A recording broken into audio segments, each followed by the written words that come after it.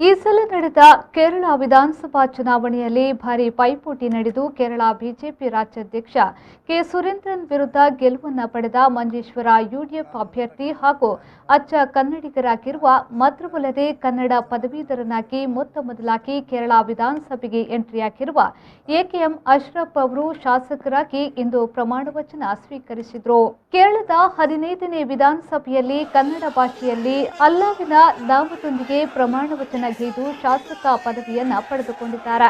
ವಿದ್ಯಾರ್ಥಿ ಜೀವನದಿಂದಲೇ ಪ್ರತಿಯೊಂದು ಹೆಜ್ಜೆಯಲ್ಲೂ ಹಲವಾರು ಹೋರಾಟಗಳಲ್ಲಿ ಮತ್ತು ಚುನಾವಣೆಗಳಲ್ಲಿ ಗೆಲುವನ್ನು ಸಾಧಿಸಿರುವ ಎಕೆಎಂ ಅಶ್ರಫ್ ಅವರು ಗಡಿ ಪ್ರದೇಶದಲ್ಲಿ ನಡೆದ ಹಲವಾರು ಕನ್ನಡ ಪರ ಹೋರಾಟಗಳಲ್ಲಿ ಮುಂಚೂಣಿಯಲ್ಲಿದ್ದರು. ಈ ಸಲದ ಚುನಾವಣೆಯಲ್ಲಿ ಸ್ಥಳೀಯ ಅಭ್ಯರ್ಥಿ ಎಂಬ ಹಿನ್ನೆಲೆಯಲ್ಲಿ ಕನ್ನಡಿಗರ ಮತವನ್ನು ಕೂಡ ತನ್ನತ್ತಿರ ಸೆಳೆಯುವುದರಲ್ಲಿ ಯಶಸ್ಸನ್ನು ಕಂಡಿದ್ದಾರೆ. ಇವರ ವಿರುದ್ಧ ಸಮೀಪ ಸ್ಪರ್ಧಿ ಬಿಜೆಪಿಯ ಸುರೇಂದ್ರನ್ ಹಲವು ರೀತಿಯ ಆರೋಪಗಳನ್ನು ಹೊರಿಸಿ ಧರ್ಮದ ಹೆಸರಿನಲ್ಲಿ ಮತ ವಿಭಜನೆಗೆ ಶ್ರಮಪಟ್ಟರು. ಎಕೆಎಂನ ವಿರುದ್ಧ ಅದು ಫಲಿಸಲಿಲ್ಲ.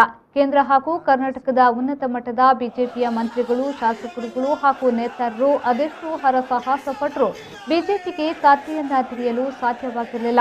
ತನ್ನ ಕ್ಷೇತ್ರದಲ್ಲಿ ಪ್ರತಿಯೊಬ್ಬ ಮತದಾರನ ಹೆಸರು ಕರೆದು ಮಾತನಾಡಿಸುವ ಚಾಣಕ್ಯತೆಯನ್ನ ಹೊಂದಿರುವ ಶಾಸಕ ಎಕೆಎಂ ಅಶ್ರಫ್ ಅವರಿಂದ ಮಂಜೇಶ್ವರದ ಜನತೆ ಇನ್ನಷ್ಟು ಅಭಿವೃದ್ಧಿಯ ನಿರೀಕ್ಷೆಯಲ್ಲಿದ್ದಾರೆ.